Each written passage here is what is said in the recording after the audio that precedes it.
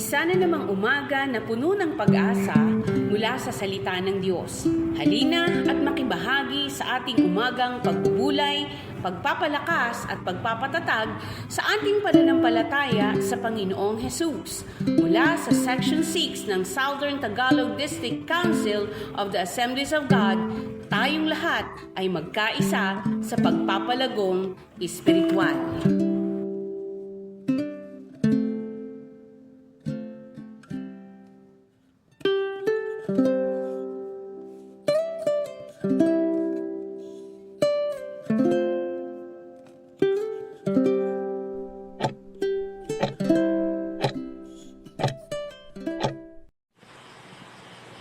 Purihin ng Panginoon sa araw na ito, isang pinagpalang umaga. Ang bati ko po sa bawat isa sa atin.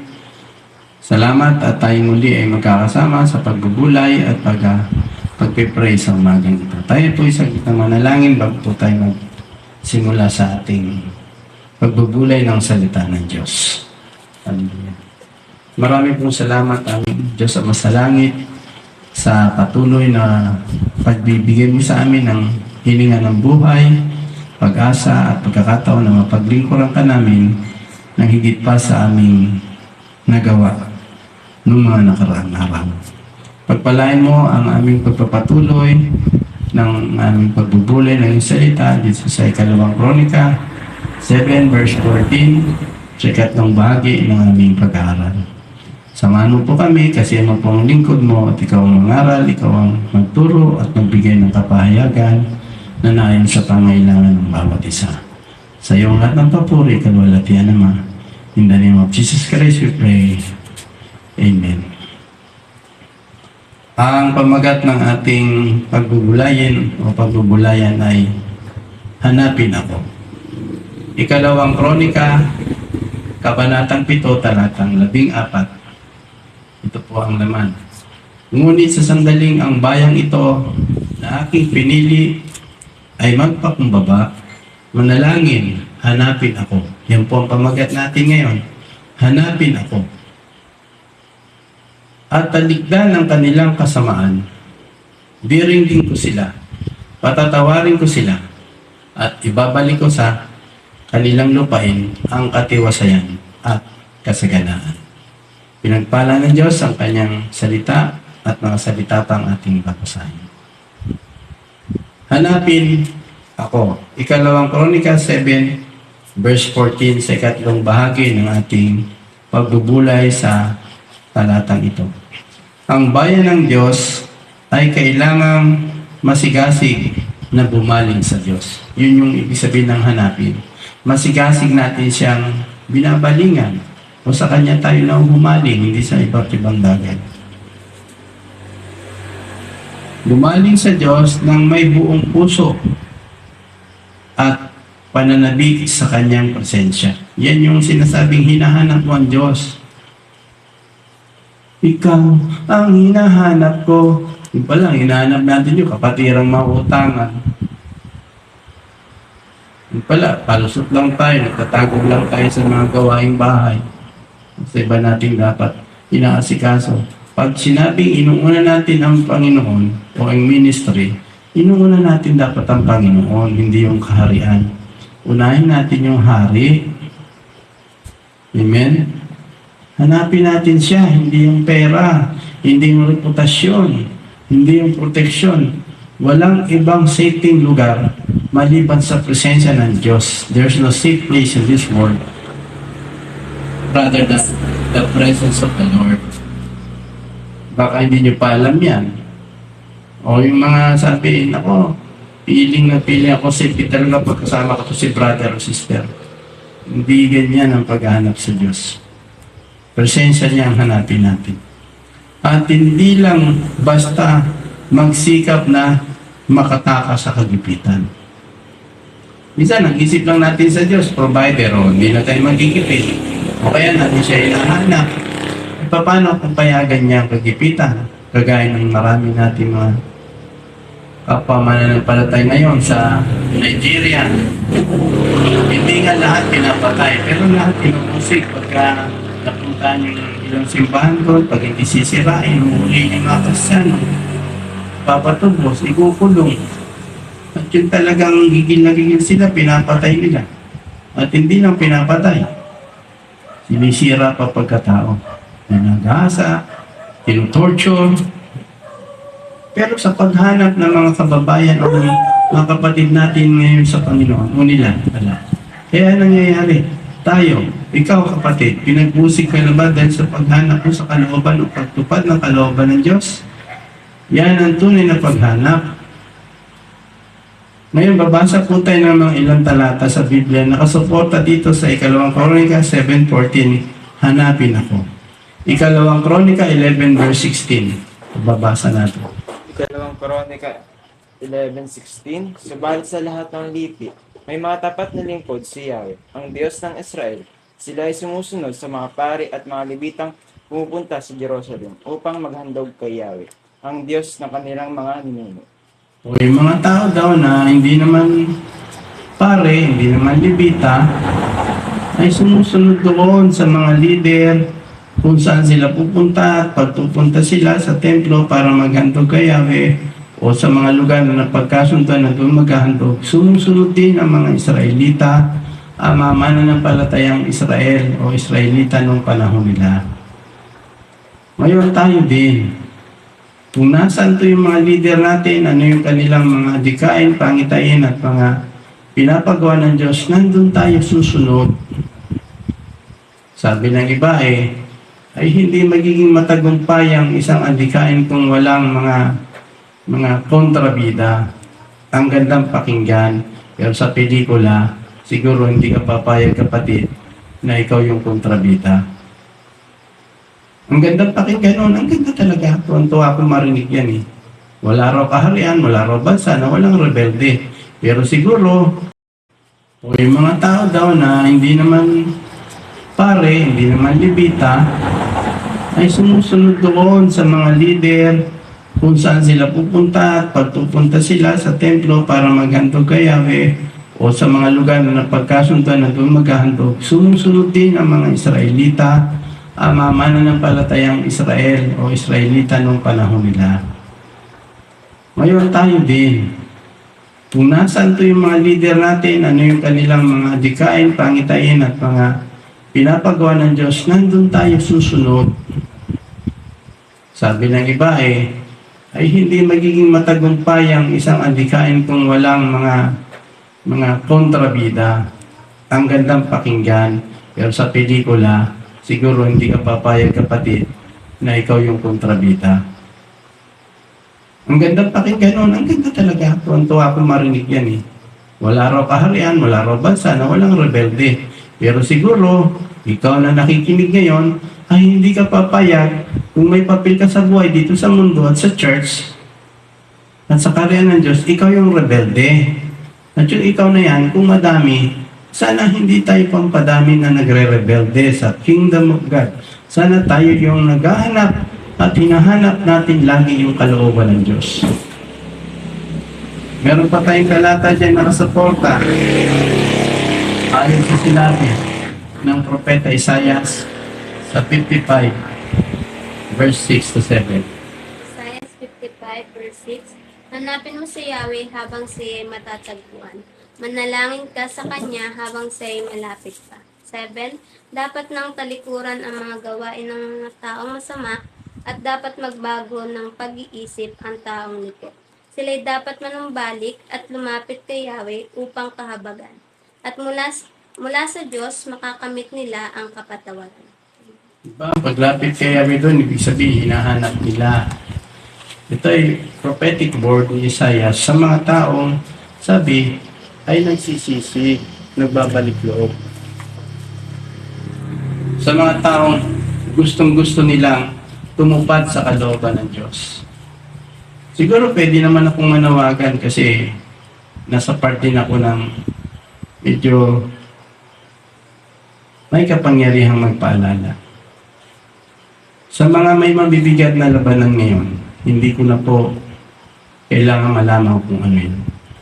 Ang gamot dyan, hanapin mo ang mukha ng Diyos. Huwag yung parang ikaw yung naghahanap ng solusyon. Ba't ka pa nagpe-pray? Kung meron kang konteksto sa isip mo, Makita ko lang si ganito, si batchmate, si classmate, nabalita ako, laki ng business. Baka itong tugon ng Diyos sa aking pangailangan pinansyal. Mali, hinahanap mo yung tao. Meron kang sariling conviction. Meron kang punto de vista na pag nakita mo to, baka yan na. Hindi, ang hanapin mo sakto, pinapahanap ang Diyos, hindi may pamilian. Kung pwede, hanapin mo ang Panginoon, hindi. Ang sabi sa Isaiah 7:14, hanapin natin ang Diyos. Hanapin ako. Si Lord yun yung sasalita doon eh. Unless hanapin natin ang Diyos, hindi natin masusumpungan yung perfect na katugunan. Puro tinted, puro masasabi natin fake na katugunan yung para sa'yo natugon ka na. Pag kay Lord, perfect yun. Walang katulad. Tamang katugunan. Kasi hinanap natin siya. Last nag-book natin na basahin na nakasuporta dito sa hanapin ako. Unang Kronika, Kabanata 16, talatang 8 hanggang 11. Magpasalamat kay Yahweh, tumawag sa kanyang pangalan. Ang lahat ng gawa niya sa lahat ay ipaalam. Umawit ng pagpupuri at siya ay parangalan. Ang kahangahangang gaway ibalita kahit saan. Dapat kayong magalak sapagkat kayo'y kanyang bayan. Ang lahat ng sumasamba sa kanya ay magdiwang. Lumapit kayo kay Yahweh upang tulong niya ay hindi. Sa tuwin ay parangalan siya at sambahin. Amen. Yan, nakita natin yan, narinig natin, may word na sinabing, lumapit kayo kay Yahweh. Ako, nakikita ko dyan, yung salitang, punta tayo sa gawain. Punta tayo sa prayer meeting. Punta tayo sa provincial prayer meeting. Punta tayo sa mga other meetings or prayer and fasting.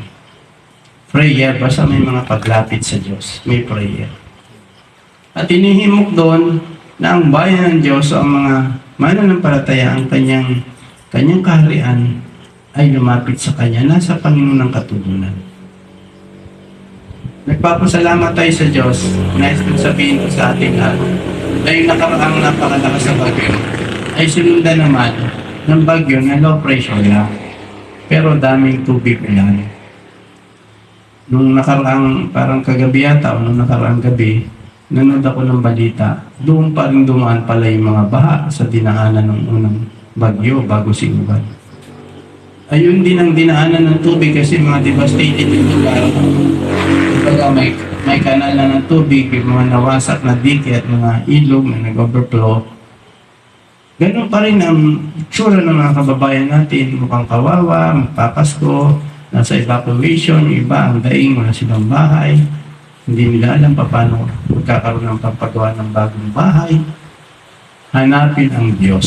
Sino kaya ang mga kababayan nating Kristiyano na malapit doon sa mga bayan yun sa Cebu, sa Negros, sa Isabela, etc. Mga lugar na yan. Dito sa bahagi ng Calabarzon, Mimaropa na magsasabi, maglalakas daw bahay bukas, makalawa ako sa isang linggo.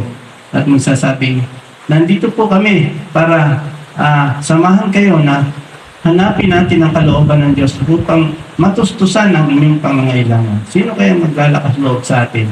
Nasabi, magdadaos ng Christmas celebration na ipopromote ng katugunan ng lahat ng kailangan natin ay ang Diyos. Hindi ang sekta, hindi ang denomination, hindi ang mga politiko. Sino kaya sa atin? Nagtatanong lang naman po ang inyong lingkod. Baka naman bukas, tayo makalawa sa linggo sa Sampan. Ay, punta po kayo sa amin. Meron po kaming gift giving. Punta po kayo sa amin. May medical dental kami. Saan po punta? Sa denomination na naman. Yan na naman ang katugunan. Yung Diyos ay promote natin sa loob ng denomination natin. Hindi yung babait natin. Ang babait ng mga lingkod ng Diyos sa amin. Ganyan. Very approachable kami. Sensitive, at saka ganyan, giver. Huwag natin babanggitin yan. Ako, ayaw kong gamitin yung word na yan eh. Kasi paghahanapan ka ng tapos sinabi ng mga giver yung nasa congregation nito. Yung matalino yung maraming ganyan, mga tapos ng medical, etc. Maghahanap sila na namimigay tayo ng gamot. Oh. Kaya dapat ipahanap natin sa mga taong hayuan natin ay hanapin natin ang Diyos. Amen.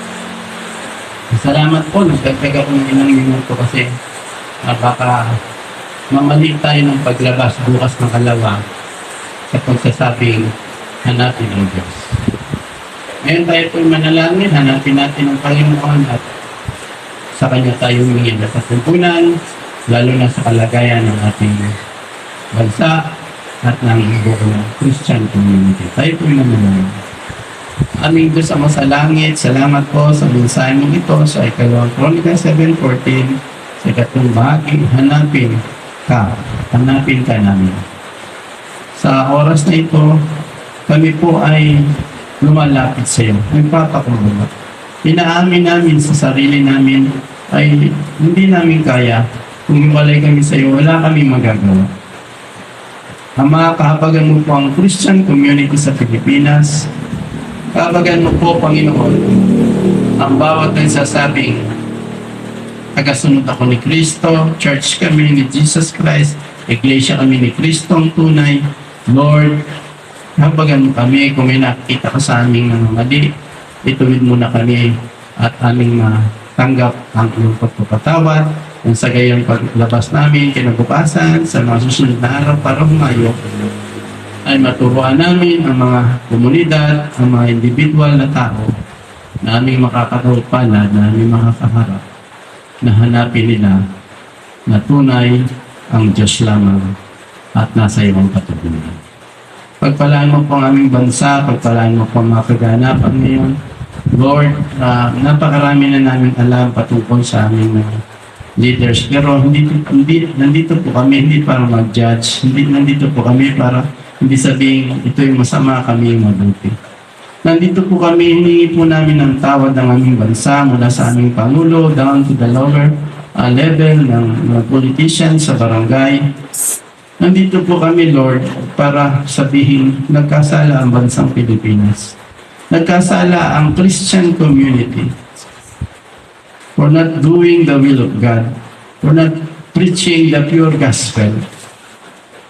Patawarin mo po ang iyong mga anak sa bansang Pilipinas. Patawarin mo po yung mga anak ng Diyos na nasa Senate, nasa Congress, mga judge, mga lawyer. Patawarin mo po nasa executive leadership mula sa aming Pangulo, ikalawang Pangulo, hanggang sa kanilang mga constituents o cabinet member.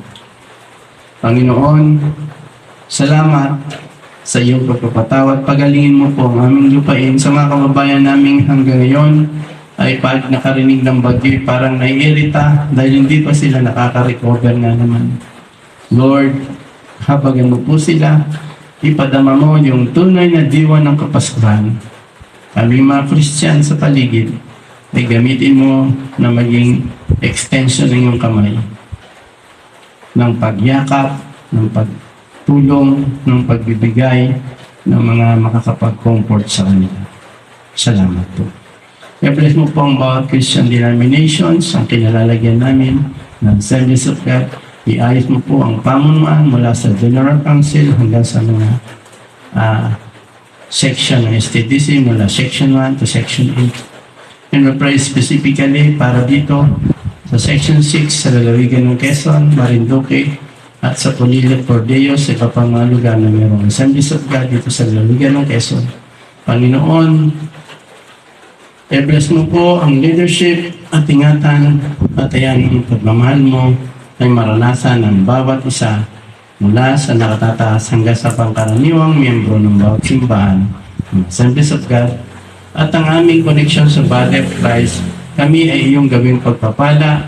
Huwag kaming maglalagay ng denominational barrier na para ipakita namin na mas maayos ang EG rather than other Christian denomination. Lord, sabi nga ng salita, the just live by faith. Salamat. Pagpalain mo rin po ang bawat isa ngayon na nakikinig at sumasabay sa akin sa prayer, anuman ang bigat ng kanilang mga labanan, suliranin, pangailangan, ikaw ay higit pa sa sapat. Tugunin mo po at katagpuin mo po ang kanilang pangailangan. Salamat po at sa bawat local churches na magdadaos ng Christmas celebration, mga kaparaan ng nakadesign na Lord, mabigyan ka namin lahat ng kalwalatian. Magamit namin ng mga blessing to glorify God, to give you honor and praise and glory. At naibigay namin sa kinakaukulan yung marapat na pagpapalang sinabi namin na extend namin ang blessing sa iyo. Salamat po. Dinideklara namin ang pagpapala ng Ama, ng Anak at ng Banal na Espiritu na saganang dumalaw sa iyong katawan at sa bansang Pilipinas. Sa iyo ang lahat ng papuri, ang kalwalatian. Ito po ang nagkakaisang dalangin namin sa ngalan ng Panginoon Kristo, ang aming Panginoon. Amen. God bless po.